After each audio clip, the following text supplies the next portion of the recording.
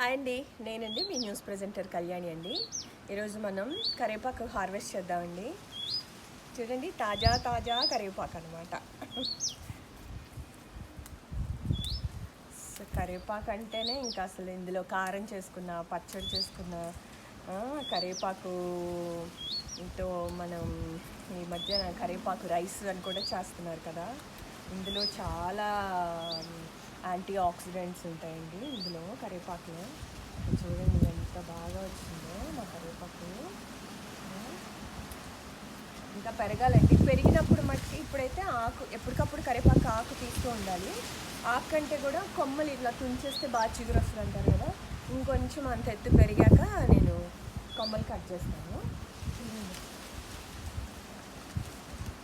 కొంచెం ముదురు ఆకు మాత్రమే కోస్తున్నానండి నేను. వచ్చినప్పుడల్లా తీసుకెళ్ళి ఒక వారానికి సరిపడా తీసుకెళ్తానండి కరివేపాకు.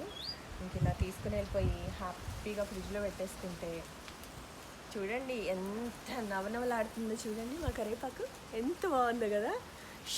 షైనీ అవుతుంది, వర్షాలు పడ్డాయి కదా, చాలా షైన్ అవుతుంది అనమాట.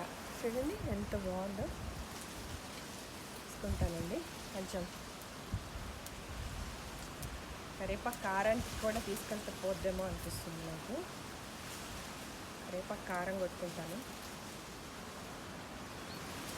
కరివేపాకు కారం కొట్టింది కూడా మీకు నేను చూపిస్తాను, ఎలా కొట్టుకోవాలో ఏంటో. నేను చాలా బాగా చేస్తానండి కరివేపాకు కారం. మా పిల్లలకు కూడా చాలా ఇష్టం అనమాట. సో బాగా ఫుల్ గాలి వేస్తుందండి, బాగా మబ్బు పట్టింది. కొంచెం ఎండ కొంచెం వస్తుంది. ఇంతవరకు వర్షాలే రాలేదు. ఎప్పుడో మాన్సూన్ వస్తుంది అన్నారు, మాన్సూన్ రాలేదు, ఏమీ రాలేదు. ఇంకా మొక్కలు అలాగే ఉన్నాయన్నమాట. 2-3 వానలకే కొంచెం ఇలా ఉన్నాయి. ఇంకా వానలు ఎక్కువ పడితే ఇంకేమన్నా బాగుంటాయేమో. ఇంకేంటంటే వానాకాలం వచ్చిందనుకోండి, బాబోయ్ వానాకాలం వస్తే అదొక భయం.